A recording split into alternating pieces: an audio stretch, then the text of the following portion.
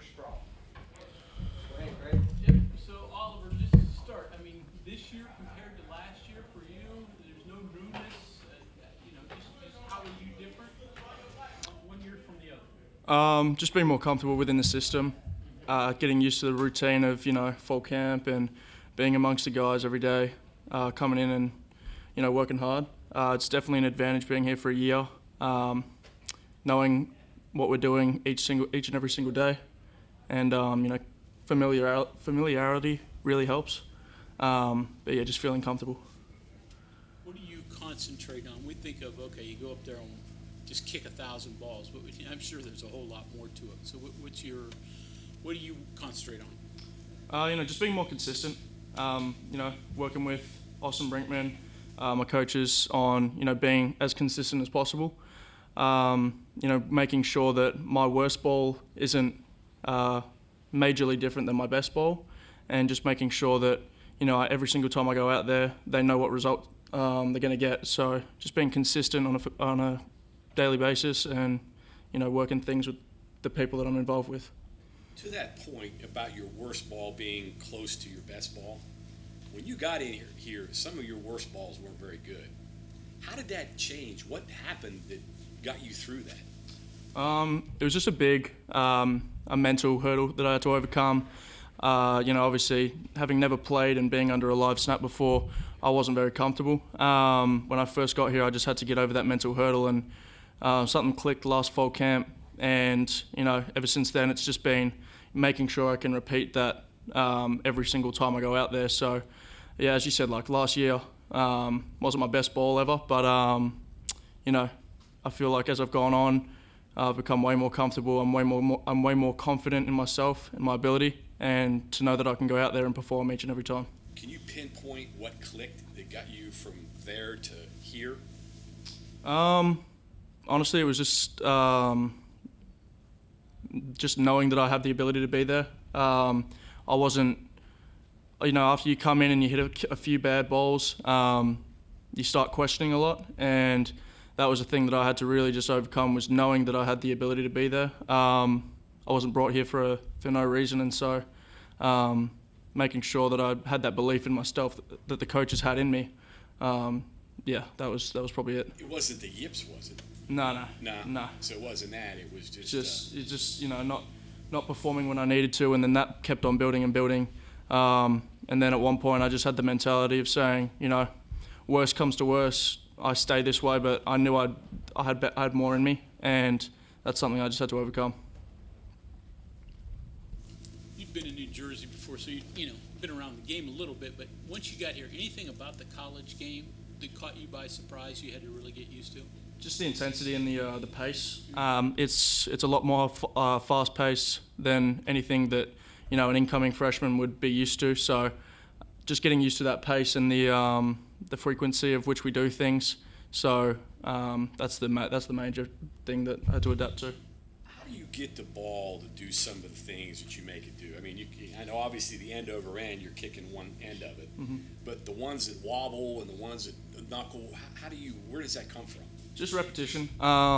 Sometimes they don't happen by purpose, but when I see something, and I have a good relationship with Preston Fox, the punt returner, so when he finds something that was hard to catch, I try and replicate that as much as I can. So it's just a lot of repetition of hitting the ball at a different angle, or seeing what it'll do if I hit it a different way. So yeah. Do you like punting the ball and having guys worry about being able to catch what you punt? Oh yeah, most definitely. That's one of my favorite things of punting, for sure, is just making sure that returner's having a hard day being back there, instead of just a spiral that they're used to over 1,000 times just every single day. Being able to catch and return it. So yeah, I love making returners miss as much as possible. Oliver, Neil's talked a couple times about guys from their high school experiences and how the pressure translates. And he used Rodney Gallagher as an example, making free throws to win championship. Mm-hmm. He said you had not the same, but similar things for your profession. Yep. Your side of athletics, not straight. Mm-hmm. What was that like? Did it compare to anything? Did it prepare you at all for what you experienced last year, what you might experience? Yeah. Yeah, definitely. Playing Australian football, it's a different sport completely, so you always have pressure. You have guys running at you from all angles. You have the potential of being tackled no matter what. So, the Australian football game translates over because you have guys when you're in the pocket, you have guys running left and right behind you.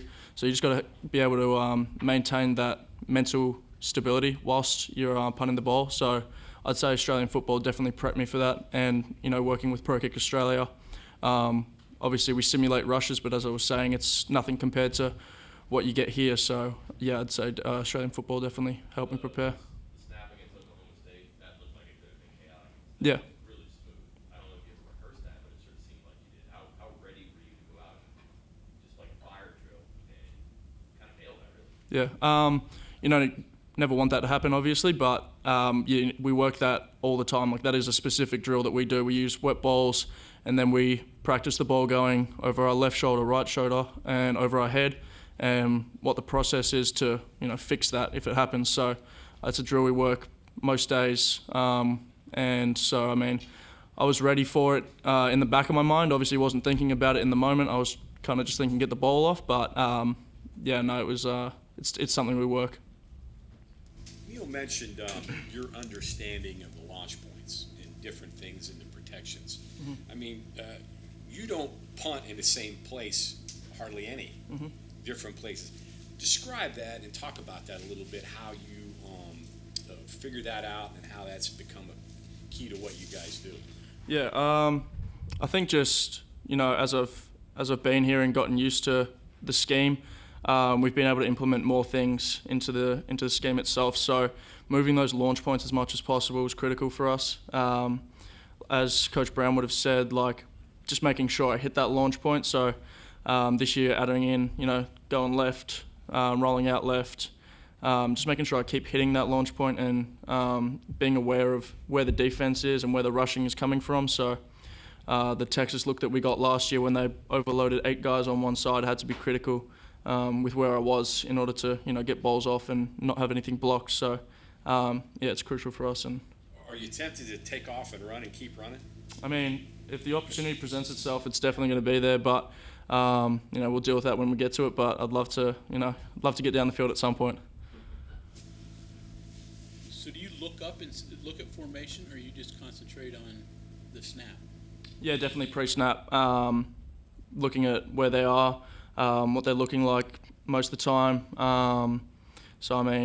Just being able to tell in my head when pressure is going to be coming and when it may not be coming, but being ready either way. So, as I was just saying, the Australian football game translated over a lot. So, you have to think on your feet when you're playing Australian football, and I don't always have to be looking directly down at the ball. I can have my eyes scanning, and so I think that definitely gives an added advantage when either taking my time or knowing I need to get the ball off quickly. Moving, Brinkman's got to get it maybe 10 feet to your right or 10 feet to your left, which way you're going. Yep.